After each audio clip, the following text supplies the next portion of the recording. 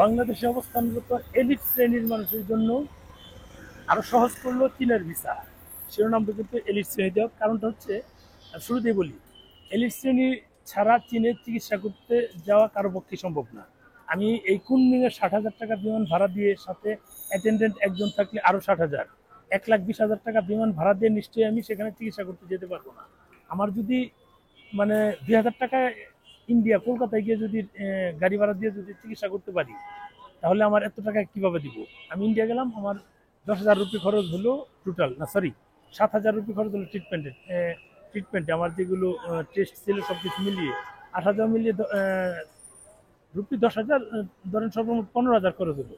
আমার চিকিৎসা, যাতায়াত, কিছু কেনাকাটা অল্প স্বল্প, কিছু জুতা নিলাম, প্রায় 2,500 রুপির মতো জুতা নিলাম, এগুলো কিন্তু আমার হয়ে যায়। এই 15,000 টাকার মধ্যে আমার চিকিৎসা, যাতায়াত, কিছু কেনাকাটা, কিছু চকলেট হয়ে গেল। তাহলে আমি 1,20,000 টাকা কিভাবে খরচ করবো? সেটা আমাদের মতো লোকের জন্য না। আমি বললাম শিরোনামটা যে এলিট শ্রেণীর লোকদের জন্য আরো সহজ করলো এই চীনের ভিসা। কি কি সহজ করলো সেটা একটু দেখবো।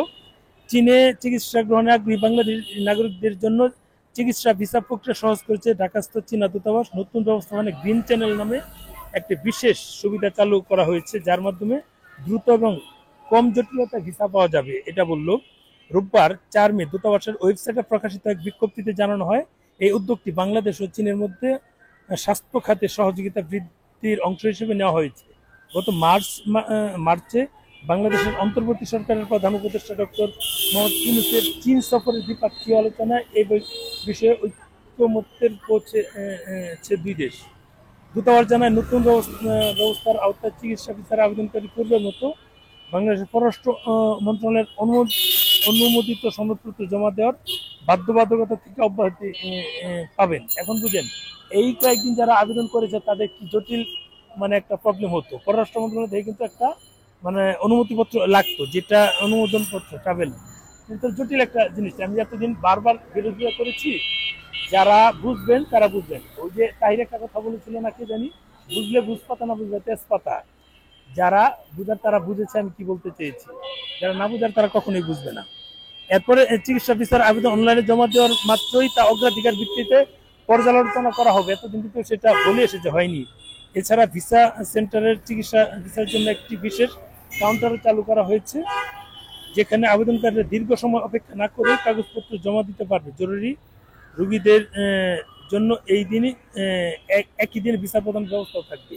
এটা ভালো করেছে। যারা এলিট শ্রেণীর মানুষ, তারা শারীরিকভাবে কষ্টে থাকে, কারণ বৈধ অবৈধ প্রচুর টাকা ইনকাম তাদের, যেগুলোর কারণে অসুস্থতা তাদের বেশি থাকে। সাধারণ লোকদের কিন্তু কম থাকে, তাদের আর্থিক সচ্ছলতা কম, তাদের কিন্তু এগুলো চিকিৎসাপাতি কম থাকে। লোকদের কিছু নাই। যারা এলিট আছে তারা নিশ্চয়ই আমাকে রিপোর্ট করে চলে যাবে, কোনো অসুবিধা নেই। এটা হচ্ছে মাস পিপুলের জন্য।